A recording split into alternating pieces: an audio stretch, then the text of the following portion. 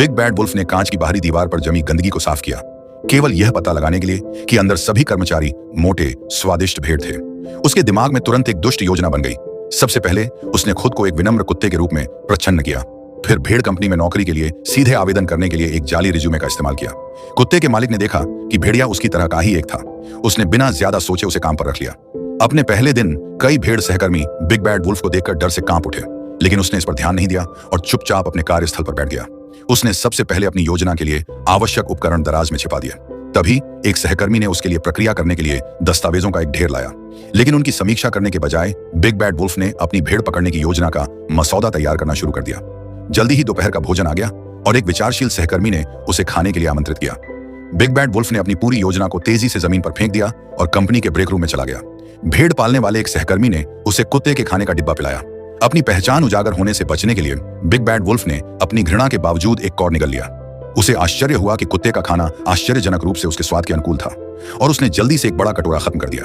तब से उसे कुत्ते के खाने से प्यार हो गया और उसकी भेड़ पकड़ने की योजना एक स्थायी कर्मचारी बनने की योजना में बदल गई। स्थायी पद पाने के लिए वह लगातार अपने भेड़ सहकर्मियों से काम के मामलों पर सलाह लेता रहा। यहां तक कि उसका कंप्यूटर, जिसे वह शुरू में चालू भी नहीं कर पाता था, अब वह कुशलता से काम कर सकता था।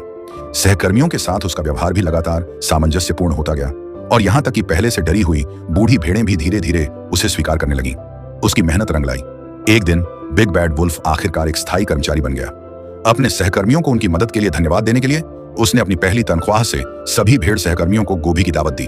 उस दिन वह सुबह 8 बजे से रात 8 बजे तक भूखा रहकर अथक परिश्रम करता रहा। उसने अपनी दराज खोली तो पाया कि उसने कुत्ते के खाने के सारे डिब्बे खा लिए थे। बिग बैड वुल्फ घबरा गया।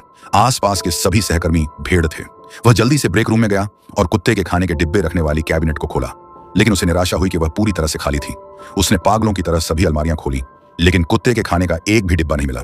उसकी आंतरिक चिंता और घबराहट और बढ़ गई। उसी समय पास में एक भेड़ का साथी एक स्वादिष्ट पत्रिका पलट रहा था।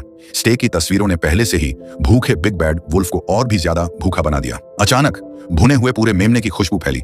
यह पता चला कि रेडिएटर के पास एक छोटी भेड़ की पीठ को टेपेनियाकी की तरह ग्रिल किया गया था।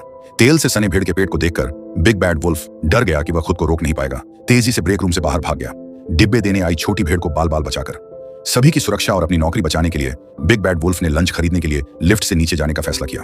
हालांकि जैसे ही लिफ्ट के दरवाजे बंद हुए, छोटी भेड़ों का एक बड़ा समूह अचानक अंदर घुस आया।